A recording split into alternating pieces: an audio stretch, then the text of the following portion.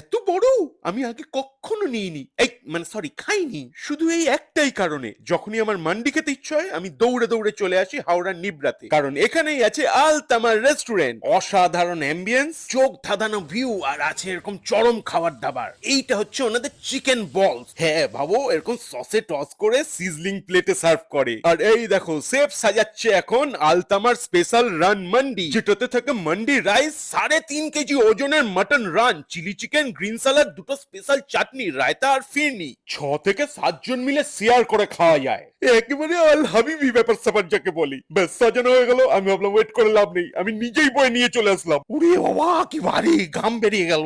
আমি তো রানটা ধরে এরকম কামড় বসাচ্ছিলাম, তারপর সবাই বললো না এরকম ভাবে খেতে নেই, সেই জন্য নরম তুলতুলে মাটনটা একটু ছিঁড়ে মান্ডি রাইস আর গ্রেভি দিয়ে মাখিয়ে খেয়ে নিলাম। উফ চরম খেতে ছিল। 15 থেকে 30 অক্টোবরের মধ্যে গেলে তোমরা আলতামার FM 10 কোডটা ইউজ করলে 10% ডিসকাউন্টও পেয়ে যাবে।